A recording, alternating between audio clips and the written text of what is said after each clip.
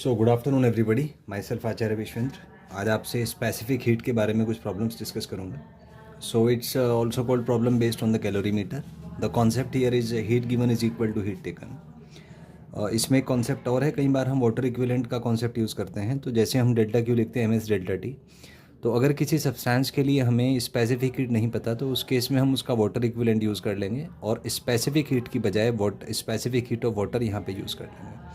Example ले लेते हैं। मान लीजिए मैं कहूँ कि किसी मेटल का जो वाटर इक्विवेलेंट है वो 100 ग्राम है, तो उस मेटल के टेम्परेचर को डेल्टा टी से इंक्रीज़ करने के लिए कितना हीट की ज़रूरत पड़ेगी। तो एक तो फंडा है मैं एम एस डेल्टा टी लगाऊँ, लेकिन एस मुझे पता नहीं है यहाँ पे, तो मैं क्या कर सकता हूँ, मास की जगह 100 यूज़ करूँगा और स्पेसिफिक हीट वाटर का। तो इस तरीके से मैं अपना डेल्टा क्यू कैलकुलेट कर पाऊँगा। नेक्स्ट इज़ वाटर इक्विवेलेंट का ऐसा यूनिट होता है kilogram, CGS unit is gram, dimensional formula M1L0T0। एक क्वेश्चन से हम स्टार्ट करेंगे। जैसे मान लीजिए आपको दिया हुआ है कि ice at -30 gets converted into steam at 140, हमें हीट बताना है।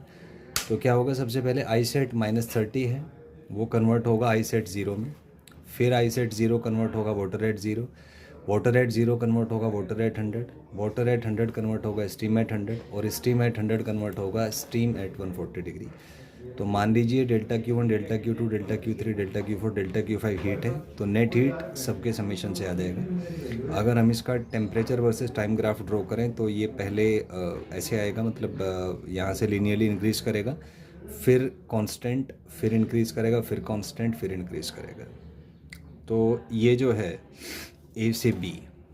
ए से बी में हो रहा है कि आइस चेंजेस टेम्परेचर। आप देख सकते हैं कि इसका टेम्परेचर जो है वो चेंज हो रहा है यहाँ से यहाँ तक, ए से बी तक। बी से सी मेल्टिंग है, तो देख सकते हैं आपकी टेम्परेचर यहाँ पर कांस्टेंट है, 0 है।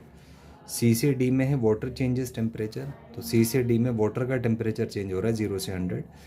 डी से ई में ये 100 हो गया, तो मतलब स्टीम बन रहा होगा यहाँ पे, so water gets converted into steam. और ई से एफ में temperature of steam increases from 100 to 140 degree centigrade. तो ये इसका ग्राफिकल एनालिसिस आपका आ जाएगा। Next question is 100 gram of ice at 0 degree centigrade is mixed with, first case is 10 gram water at 80, 100 gram, फिर 150। तीनों केस में हमें निकालना है equilibrium temperature, mass of water at equilibrium and mass of ice at equilibrium. तो इसमें हम पहले सॉल्व करेंगे कि डेल्टा क्यू मैक्स देखेंगे कि वाटर से मैक्सिमम हीट कितना निकल सकता है। तो वो आ जाएगा आपका एम एस डेल्टा टी, मास 10 है, स्पेसिफिक हीट 1 है और टेम्परेचर 80 से 0 जाएगा, तो डेल्टा टी में 80 ले लूँगा। तो यहाँ से ये सॉल्व होकर 800 कैलोरी आ जाएगा। नेक्स्ट इज़ आइस मेल्ट कराने के लिए जो हीट चाहिए वो है